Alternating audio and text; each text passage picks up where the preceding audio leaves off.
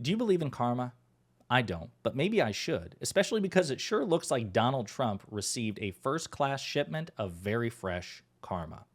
But before we unpack all that, if you haven't yet, please hit that like, subscribe, and the alert bell. All right, folks, this is hilarious. It's always fun to watch bad or inconvenient things happen to truly terrible people, like Donald J. Trump. So we discussed earlier in the week how Donald Trump was the target of a narrowly tailored gag order by the presiding judge in the second special counsel case against him. This one also being prosecuted by Jack Smith, and it's about Trump's attempts to steal the 2020 election from President Biden and his participation in the January 6th insurrection. Now, Trump, being, again, this reckless, incompetent, uncouth, very stupid person, had been tweeting and commenting, saying very incendiary things and increasingly violent things about his political opponents, including special counsel Jack Smith, the presiding judge, Tanya Chutkan, and their families, and others as well. And finally, the Department of Justice requested a gag order to try to shut Donald Trump up, to basically limit what he can say about this upcoming case so he doesn't intimidate witnesses or pollute the jury pool or threaten court officers and their families. And Judge Tanya Chutkan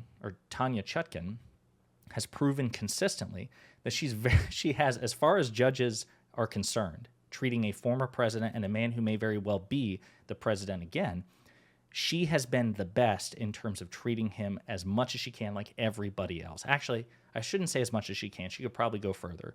But she is the most proximate to treating Trump like he is not above the law. She doesn't refer to him as President Trump. She doesn't refer to him as the former president. It's just Mr. Trump. Even subtle little things like that.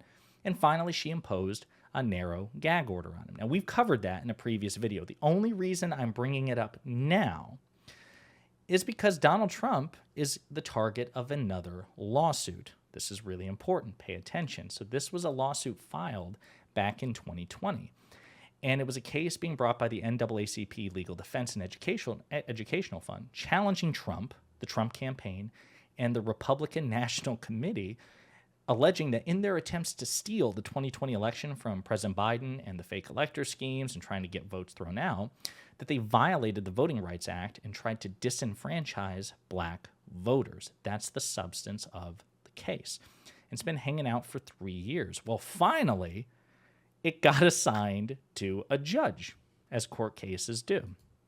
And the judge in question, you guessed it, Judge Tanya Chutkan, the same presiding judge who was presiding over the January 6th case, a lawsuit alleging that Donald Trump, his campaign, and the RNC tried to disenfranchise black voters, was reassigned to Judge Tanya Chutkan, the same judge who just gagged him. Like, listen, again, I don't believe in karma, but maybe I should. Maybe we all should. And listen, she's obviously bound by judicial ethics. She is a professional. I'm sure she will not, she will operate as objectively as she possibly can. And what's going on in the January 6th case can't bleed over to, this particular lawsuit, right? So just because she imposed a gag order on him in the January 6th case doesn't mean it automatically applies to this case as well. It could potentially if Donald Trump behaves that way. But as soon as he got this news, he just facepalmed, and so did his attorneys, because,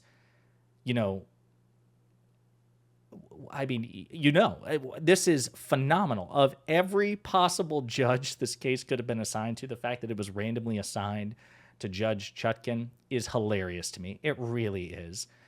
Because now in another major lawsuit, the presiding judge is not someone like Aileen Cannon, who's the presiding judge over the first special counsel Jack Smith case. She is as favorable to Trump as a person could possibly. She might as well join the defense team. She's that favorable to him. Judge Chutkan, I don't really want to say is the opposite, because that would imply she's as opposed to Trump as Aileen Cannon is favorable to Trump, but she's closer to where a judge ought to be. Again, you could easily make the argument, in fact, that she is giving him still more credit and more leniency than what he deserves under the law, but she's about as close as it can possibly be to a judge who treats him like any other person.